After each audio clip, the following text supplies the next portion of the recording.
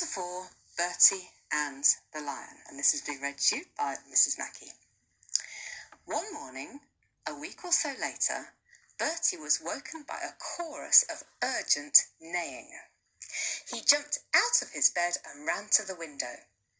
A herd of zebras was scattering away from the waterhole, chased by a couple of hyenas. Then he saw more hyenas, 3 of them, standing stock still, noses pointing, eyes fixed on the waterhole. It was only now that Bertie saw the lion cub. But this one wasn't white at all. He was covered in mud, with his back to the waterhole. And he was waving a pathetic paw at the hyenas who were beginning to circle. The lion cub had nowhere to run to, and the hyenas were sidling even closer. Bertie was downstairs in a flash, leaping off the veranda and racing barefoot across the compound, shouting at the top of his voice. He threw open the gate and charged down the hill towards the waterhole, yelling and screaming and waving his arms like a wild thing. Startled at this sudden intrusion, the hyenas turned tail and ran, but not far. Once within range, Bertie hurled a broadside of pebbles at them, and they ran off again, but again not far. Then he was at the waterhole and between the lion cub and the hyenas, shouting at them to go away. They didn't. They stood and watched, uncertain for a while, and then they began to circle again, closer, closer. That was when the shot rang out. The hyenas bolted into the long grass and were gone. When Bertie turned around, he saw his mother, in her nightgown, rifle in hand, running towards him down the hill. He had never seen her run before. Between them, they gathered up the mud-matted cub and brought him home. He was too weak to struggle, though he tried. As soon as they had given him some warm milk, they dunked him in the bath to wash him. As the first of the mud came off, Bertie saw he was white underneath. "You see?" he cried triumphantly. "He is white, he is! I told you, didn't I? He's my white lion." His mother still could not bring herself to believe it. 5 baths later, she had to. They sat him down by the stove in a washing basket and fed him again, all the milk he could drink, and he drank the lot. Then he lay down and slept. He was still asleep when Bertie's father got back at lunchtime.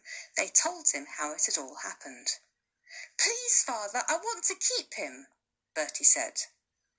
"And so do I," said his mother. "We both do."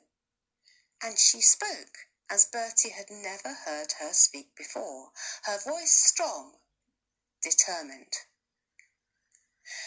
Bertie's father didn't seem to know quite how to reply. He just said, "We'll talk about it later," and then he walked out. They did talk about it later, when Bertie was supposed to be in bed. He wasn't, though. He heard them arguing. He was outside the sitting room door, watching, listening.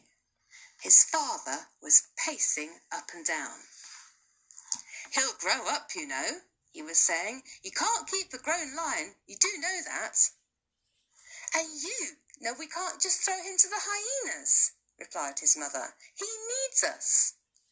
And maybe we need him. He'll be somebody for Bertie to play with for a while."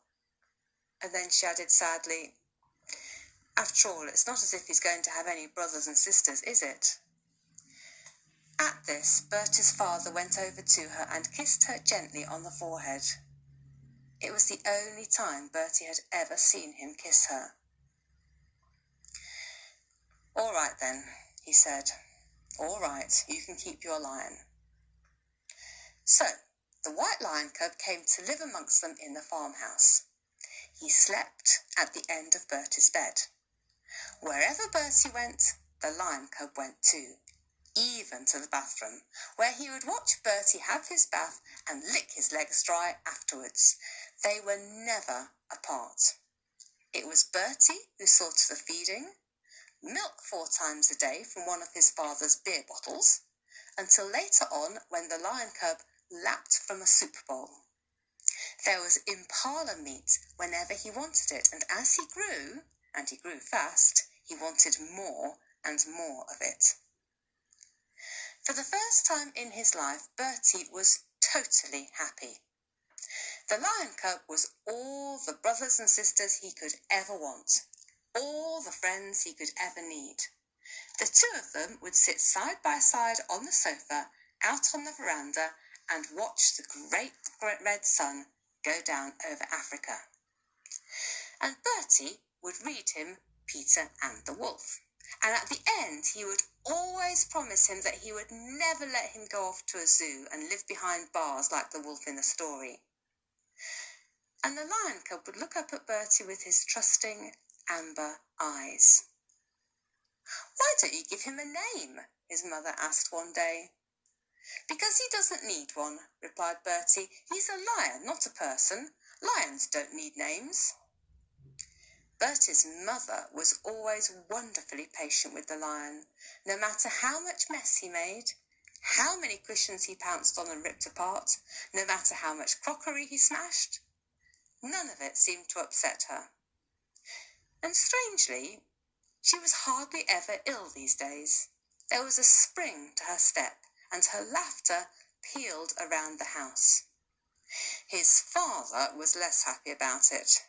"Lions," he'd mutter on, "should not live in houses. You should keep him outside in the compound." But they never did. For both mother and son, the lion had brought new life to their days. Life and laughter.